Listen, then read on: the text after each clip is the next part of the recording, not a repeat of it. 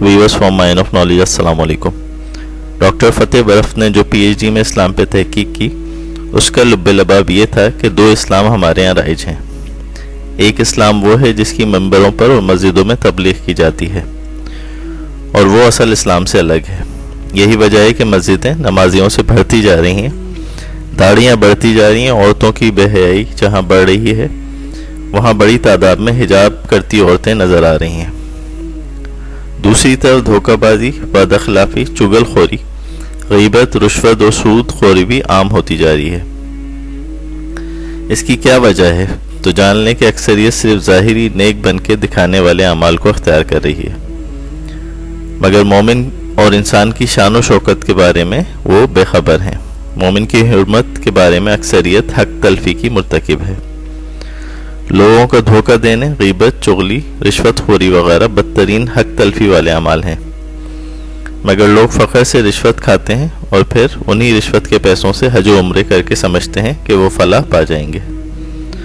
हालांकि मोमिन की हुर्मत पामाल करना इतना बड़ा गुनाह है कि जिसकी तलाफ़ी सिर्फ और सिर्फ मोमिन के हक अदा करने से ही मुमकिन है, ना कि नमाज और रोज़े, उम्रे वगैरह की अदायगी से। जैसे काबे का एहतराम करना मोमिन पर फ़र्ज़ होता है, इसी तरह मोमिन का एहतराम करना भी दूसरे मुसलमान पर फ़र्ज़ है।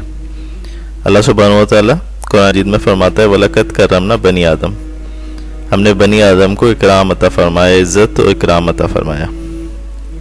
यही बात हज़रत शम्स तबरेज़ी ने इश्क़ के 40 उसूलों में से एक उसूल के तौर पर यूँ बयान की है। परवरदिगार की सल्तनत में इंसान को बहुत ख़ास मकाम व मर्तबा हासिल है। अल्लाह ने कहा, और मैंने उसके अंदर अपनी रूह फूकी। हम में से हर एक को इस काबिलियत के साथ पैदा किया गया है कि वो उसका खलीफा बन सके। अपने आप से पूछें कि क्या हमारे अमाल इसके खलीफा जैसे हैं। याद रखो कि हम पे लाजिम है कि हम इस रहमानी रूह को जो हमारे अंदर फूकी गई है अपने अंदर दरियाफ्त करें, पहचानें और इसके साथ जिएं। इंसान की इसी शान के बारे में सुकरात की एक हिकायत भी है। सुकरात जब बच्चा था तो रोज़ाना एक रास्ते पे चहलकदमी के लिए जाया करता था। उस रास्ते में एक कुम्हार का घर था जो मिट्टी के बर्तन बनाया करता था। वो कुम्हार के पास जाके बैठ जाता और गौर से उसके बर्तनों को तकता। उसे बर्तन बनने का अमल देखना बहुत अच्छा लगता था। एक दिन कुम्हार ने उसकी महवियत देखते हुए उससे पूछा, बेटा तुम यहाँ से रोज़ गुजरते हो और मेरे पास बैठ कर देखते रहते हो, तुम क्या देखते हो? मैं आपको बर्तन बनाते देखता हूँ, ये अमल मुझे बहुत अच्छा लगता है। इससे मेरे जहन में चंद सवाल भी पैदा हुए हैं, क्या मैं आपसे पूछ सकता हूँ? सुकरात ने कहा। सुकरात की बात सुनकर कुम्हार बोला, ये तो बहुत अच्छी बात है, तुम पूछो जो पूछना चाहते हो। सुकरात ने कहा, आप जो बर्तन बनाते हैं उसका खाका कहाँ बनता है? कुम्हार बोला, उसका खाका सबसे पहले मेरे जहन में बनता है। ये सुनकर सुकरात जोश से बोला, मैं समझ गया। कुम्हार ने हैरत से पूछा, क्या समझे? सुकरात बोला, यही कि हर चीज़ तख्लीक से पहले ख्याल में बनती है। इसका मतलब यह है कि खालिक के ख्याल में हम पहले बन चुके थे, तख्लीक बाद में हुए। अब मेरा अगला सवाल यह है कि जब आप बर्तन बना रहे हैं तो ऐसा क्या करते हैं कि इतना खूबसूरत बनता है? कुम्हार बोला, मैं इसे मोहब्बत से बनाता हूँ। मैं जो भी चीज़ बनाता हूँ उसे खुलूस से बनाता हूँ और इसे बनाते हुए अपनी सलाहियतों का भरपूर इस्तेमाल करता हूँ ताकि कोई कमी कोताही ना रह जाए। सुकरात ने इस बात में सर हिलाते हुए कहा, इसकी भी समझ आ गई, क्योंकि बनाने वाला हमसे मोहब्बत करता है, क्योंकि उसने हमें बनाया है। अगला सवाल यह है कि आप इतने अरसे से बर्तन बना रहे हैं, कोई ऐसी ख्वाहिश है जो आप चाहते हैं कि पूरी हो? कुम्हार बोला, हाँ, मैं चाहता हूँ कि ऐसा बर्तन बनाऊँ कि दुनिया अश अश कर उठे, और फिर वैसा बर्तन मैं कभी ना बना सकूँ। कुम्हार ने हसरत से कहा। ये सुनते ही सुकरात उछल पड़ा, वाह खालिक हर बार ऐसी तख्लीक करने की कोशिश करता है कि दुनिया बेअख्तियार अश अश कर उठती है, क्योंकि खालिक को पता है कि मैं जो भी इंसान इस दुनिया में भेज रहा हूँ इस जैसा कोई दोबारा नहीं आएगा।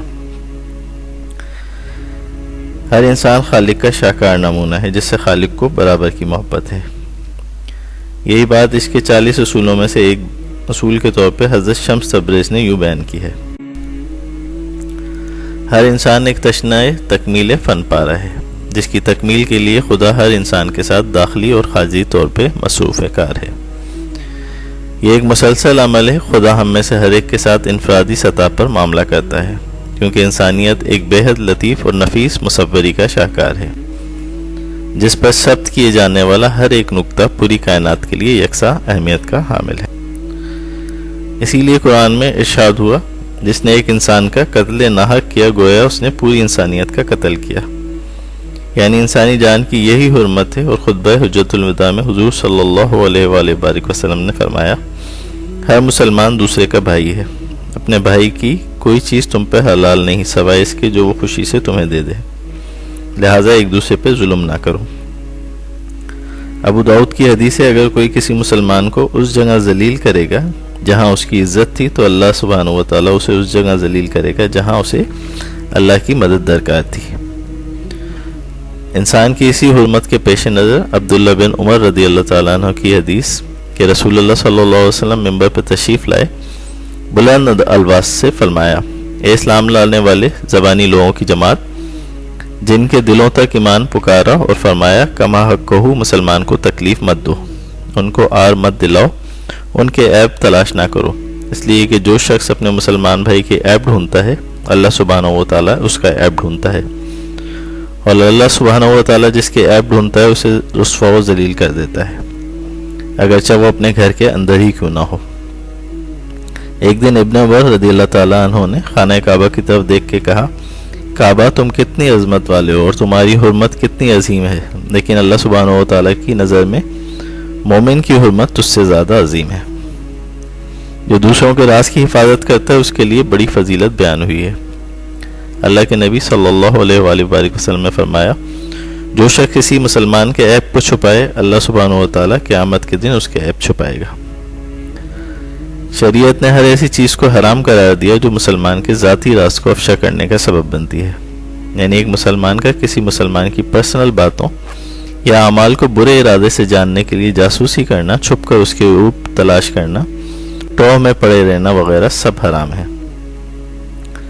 جیسا کہ حضرت شمس صبر رحمۃ اللہ علیہ عشق کے 40 اصولوں میں ایک اصول کے طور پہ بیان فرماتے ہیں، کائنات ایک وجود واحد ہے، یہاں ہر کوئی اپنے واقعات کے غیر مرئی دھاگوں سے ایک دوسرے کے ساتھ لپٹا ہوا ہے، ہم سب جانے انجانے میں ایک خاموش مکالمے کا حصہ ہیں، کسی کو دکھ نہ دو، نرمی اور شفقت کا برتاؤ رکھو، کسی کی پیٹھ پیچھے اس کی برائی مت کرو، خواہ ایک بے ضرر سا جملہ ہی کیوں نہ ہو۔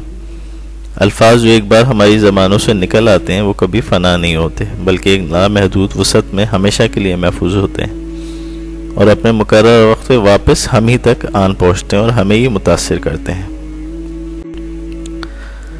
اے ایمان والوں، بہت زیادہ بدگمانیوں سے بچو، یقین مانو کہ بعض بدگمانیاں گناہ ہیں، اور بھید نہ تراشو، رب العزت کا فرمان ہے۔ اور تم میں سے کوئی کسی کی غیبت نہ کرے، کیا تم میں سے کوئی اپنے مردہ بھائی کا گوشت پسند کرے گا؟ تم کو اس سے گھن آئے گی، اور اللہ سے ڈرتے ہو، بے شک اللہ توبہ قبول کرنے والا ہے۔ جو کسی کے گھر کی طرف بغیر اجازت کے جھانکے تو نبی کریم صلی اللہ علیہ وسلم نے فرمایا اس کی آنکھیں پھوڑ دینا جائز ہے۔ اسی طرح گھر سے باہر جو کسی آپس کی باتوں کو سننے کی کوشش کرتا ہے اس کے لیے سخت وعید ہے کان لگا کے کسی کی بات سننے کو، اور جس نے کسی قوم کی بات چیت سنی کہ وہ اسے ناپسند کرتے ہوں تو قیامت کے روز اس کے کانوں میں پگھلایا ہوا سکہ ڈالا جائے گا۔ نبی کریم صلی اللہ علیہ وآلہ وسلم نے فرمایا، کوئی آدمی تم سے کوئی بات بیان کرے، پھر دائیں بائیں مڑ کے دیکھے کہ کوئی سن تو نہیں رہا، تو جان لو وہ بات تمہارے پاس امانت ہے۔ اے ایمان والو، تم اللہ اور رسول اور امانت کی حفاظت مسلمانوں کی واجبی ذمہ داری ہے، اور اس میں خیانت مت کرو، اور اپنی قابل حفاظت چیزوں میں بھی خیانت مت کرو۔ جب امانت ضائع ہونے کا رواج عام ہو جائے تو قیامت کا انتظار کرنا۔ رسول اللہ صلی اللہ علیہ وآلہ وسلم نے فرمایا، جنت میں چغل خور نہیں جائے گا۔ یہ غیبت اور چغلی کرنے والوں کا انجام بتایا گیا ہے۔ انسانوں کو دکھ اور تکلیف نہ دیں، خاص کر مومن کو ان کی خوشی اور سکھ کا سامان کریں۔ یہی بات عشق کے 40 اصولوں میں سے ایک اصول کے طور پہ حضرت شمس تبریز یوں بیان کرتے ہیں، بالآخر کسی بھی آدمی کی تکلیف ہم سب کو ایک اجتماعی دکھ میں مبتلا کر دے گی، اور کسی بھی آدمی کی خوشی ہم سب کے ہونٹوں پہ مسکان کا باعث بنے گی۔ لہذا جس قدر ممکن ہو لوگوں کی مدد کریں، نہ کوئی ان کے دکھوں میں اضافہ کریں، کیونکہ ہر شخص اپنی اپنی جنگ لڑ رہا ہے جو ہم نہیں جانتے۔ یہ سارے احکام اس لیے ہیں کیونکہ شریعت میں مسلمان کی عزت و ناموس بہت زیادہ قیمتی ہے۔ عزت و ناموس کی حفاظت ان 5 ضروری امور میں سے ہے جن کی حفاظت کی اسلام نے مسلمانوں سے ضمانت لی ہے، اور یہ اسلام کے طرۂ امتیاز میں سے بھی ہے۔ وہ 5 ضروری امور ہیں: دین کی حفاظت کی جائے، نفس و جان کی حفاظت کی جائے، نسل کی حفاظت کی جائے، عزت و آبرو کی حفاظت کی جائے، اور عقل کی حفاظت کی جائے۔ نبی کریم صلی اللہ علیہ وسلم نے فرمایا، عورتوں پہ زنا کی تہمت لگانے والے اگر 4 گواہ پیش نہ کریں تو انہیں 80 کوڑے لگاؤ۔ جس نے اپنے غلام پہ زنا کی تہمت لگائی اسے قیامت کے دن حد لگائی جائے گی۔ غلام عورتیں کیونکہ ویک سیکشن آف سوسائٹی ہیں، ایون ان کی بھی حرمت اپنی جگہ مقدم ہے اسلام میں۔ کسی شخص کے اسلام میں داخل ہونے کے بعد مسلمان پہ اس کا خون، مال اور عزت و آبرو سب حرام ہو جاتے ہیں۔ کسی انسان کے برے ہونے کے لیے یہی کافی ہے کہ وہ اپنے مسلمان بھائی کی تحقیر کرے۔ ہر مسلمان پہ مسلمان کا خون، مال اور عزت حرام ہے۔ یہ سب گناہ کبیرہ میں سے ہیں۔ علماء کے نزدیک شرک اور قتل کے بعد سب سے بڑا گناہ یہ ہے کہ مسلمان کی عزت و آبرو کے ساتھ کھلواڑ کیا جائے۔ نبی کریم صلی اللہ علیہ وآلہ وسلم نے فرمایا، سود خوری کا گناہ 70 درجے ہے، اس کا معمولی درجہ کا گناہ اپنی ماں کے ساتھ زنا کرنے جیسا ہے، اور سب سے بڑا سود بھی جان لیں اپنے مسلمان بھائی کی عزت و ناموس سے کھلواڑ کرنا۔ معلوم ہوا کہ کسی مسلمان کو گالی دینا، غیبت، تہمت وغیرہ اس کی عزت و آبرو پر آنچ آتی ہو، جس سے وہ سود سے بھی بڑا گناہ ہے۔ ہر چند اسلام میں جب مسلمان کے راز کو افشا کرنے، غیبت اور اس کی عزت کے کھلواڑ پر اتنی خطرناک سزا ہے تو تہمت زنی کا کیا انجام ہوگا، آپ خود اندازہ لگا سکتے ہیں۔ ایک حدیث کے مطابق جس کے شخص کی سفارش اللہ کی کسی حد کی تنقید میں آڑے آئی، اس نے اللہ کی مخالفت کی، اور جس نے جانتے بوجھتے باطل کی حمایت میں جھگڑا کیا تو اللہ کی ناراضگی میں رہے گا حتیٰ کہ اس سے باز آ جائے، اور جس نے کسی مومن کے بارے میں کوئی ایسی بات کہی جو اس میں نہیں تھی تو اللہ اسے جہنمیوں سے نکلے ہوئے خون اور پیپ میں ڈالے گا حتیٰ کہ اپنی بات سے باز آ جائے۔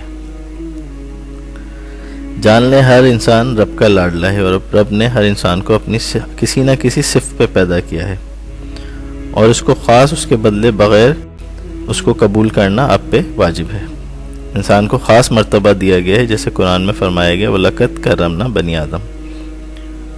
آدم کے جو اولاد ہیں ان کا احترام فرض ہے، انسان کا احترام فرض ہے، بغیر اس کو بدلے اس کو ایسے ہی قبول کریں جیسا کہ وہ ہے۔ جیسا کہ عشق کے 40 اصولوں میں سے ایک اصول کے طور پہ حضرت شمس تبریز فرماتے ہیں، اس نے ہم سب کو اپنی صورت پہ پیدا کیا ہے، لیکن اس کے باوجود ہم سب ایک دوسرے سے مختلف اور یکساں اور ممتاز ہیں۔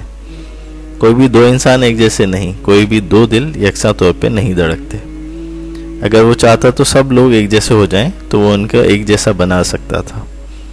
چنانچہ اب ان اختلافات کی توہین و تنقید کرنا اور اپنے افکار کو دوسروں پہ مسلط کرنے کی کوشش کرنا دراصل پروردگار عالم کی قضاء و قدر اور بلند پایہ حکمت کی توہین کے مترادف ہے۔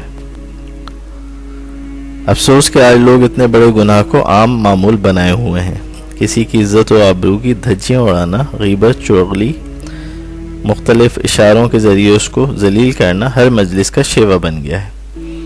جاہل تو جاہل آج کے علماء بھی اسے اپنا شیوا سمجھتے ہیں، کیونکہ افواہیں اڑانا، مسلمان بھائی کے عیوب تلاشنا، سامنے والے کی غلطیوں کی شرعی اصلاح کے بجائے اس کو سرے عام رسوا کرنا، افواہوں اور بے بنیاد باتوں پہ بھروسہ کر کے لعن و طعن کا ایک نیا دستور رکھنا وغیرہ سطحی اعمال کم سے کم اصلاحی اقدام نہیں ہو سکتے، کیونکہ یہ سب منافقانہ اوصاف ہیں۔ منافق اپنی ساری انرجی اہل اسلام کے عیوب ڈھونڈنے میں صرف کرتا ہے تاکہ انہیں رسوا کر کے خود عوام میں پارسا بن جائے، کیونکہ اس کے یہاں کوئی خوبی اپنی تو ہوتی نہیں ہے، اسی لیے وہ اسی میں تسکین حاصل کرتا ہے کہ دوسرے کو اس کی عیوب تلاش کر کے اس کی غلطیوں کو زیادہ سے زیادہ ظاہر کر کے لوگوں میں بدنام کرنے کی کوشش کرے، اور اسی ٹیکٹک کے ذریعے وہ سمجھتا ہے کہ اسے سماج میں معتبر جانا جائے گا، کیونکہ اس کے اپنے کوئی اوصاف اور خوبیاں تو ہوتی نہیں ہیں۔ سو اسی تنکے کے سہارے کچھ حاصل کر کے وہ خوش ہو جاتا ہے۔ اصل بات تو یہ ہے کہ انسانوں سے محبت کی جائے، یہی تعلیمات صوفیہ کی رہی ہیں، بڑے بڑے فلاسفرز کی رہی ہیں، اور تمام مذاہب نے یہی تعلیمات دی ہیں۔ حضرت شمس ابرس رحمۃ اللہ علیہ عشق کے 40 اصولوں میں سے ایک اصول کے طور پہ بیان کرتے ہیں۔ ایک بلند و برتر ذات اور ہر طرح کے نقص سے پاک خدا سے محبت کرنا بظاہر تو آسان سی بات معلوم ہوتی ہے، لیکن اس سے کہیں زیادہ مشکل بات یہ ہے کہ انسان اپنے ابنائے جنس سے محبت کرے، جن میں ہر طرح کی کمزوریاں اور خامیاں پائی جاتی ہیں۔ یاد رکھو کہ انسان اسی کو جان سکتا ہے جس سے محبت کرنے پہ قادر ہو۔ محبت کے بغیر کوئی معرفت نہیں ہوتی۔ جب تک ہم اللہ کی تخلیق سے محبت کرنا نہیں سیکھتے تب ہم اس قابل نہیں ہو سکتے کہ اللہ سے حقیقی طور پر محبت کر سکیں اور اس کو جان سکیں۔